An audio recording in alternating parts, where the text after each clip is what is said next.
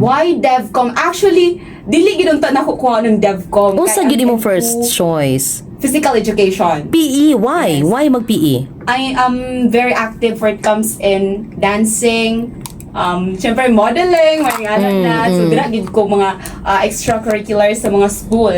And then, katong nag-pandemic, di ba kay dili man kita ka-process sa mga requirements ato nga time, and that is enrollment na pud siya nga time. And then na-shock pud ko kay nag-enroll ko sa PE unyang nag-email sa ako development communication.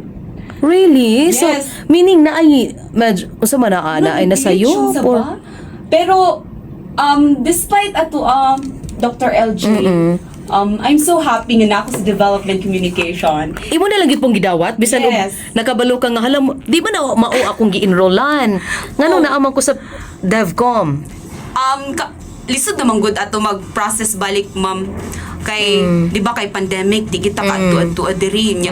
Magsige kong email kay dili kayo ka balik aga ka-replyan ulit ba kay sa kadaghan yung mga estudyante sa PE. That's why gi-accept na pud nako tuon sa development communication. Bisag development communication kay DevCom wala ba yung kasabot ana sa ato sa una. So wala gid kay idea nga Wala nag-exist idea. nga DevCom. Yes. Sige pagsulod karon fourth year na magi ka sa DevCom. Jel, unsa may kumusta man ang DevCom? Actually, tsada gid ang DevCom mga ka-CMU ones, mga ka-estudyante. Kaya you know what? I'm not very well in speaking in public. Kaya I am a very shy type person. Wala kayo gid ko mga friends, yan na. But now, murag na-tabian ko sa Tinuod, murag dili pareha sa una, Ko sa Jel. CMU. Nag-interview ti ka. I'm not also into kanaang makihalubilo bitaw. Oh. Dili gyud biskan now sa una, ma'am, no? Oo, true. Dili gyud ko bisag kasturya Murag na pagka-aloof, something ingon ana Yes, ka. being Pero karon ano kay bubbly na kaayo. So muna natudlo sa DevCom sa imuha. Pero Yes. unsa gid mga particular skills nga natabang sa DevCom nimo aside from talking, public speaking, unsa pay uban? I really love writing gyud.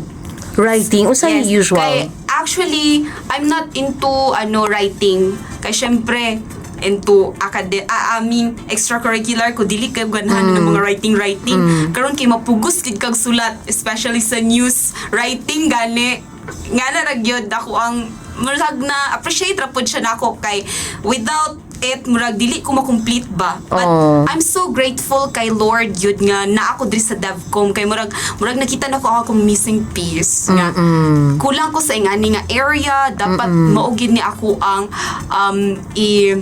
i-practice gyud maayo kay para mas makumpleto ako ang pagka-ako. Chares! Extracurricular activity.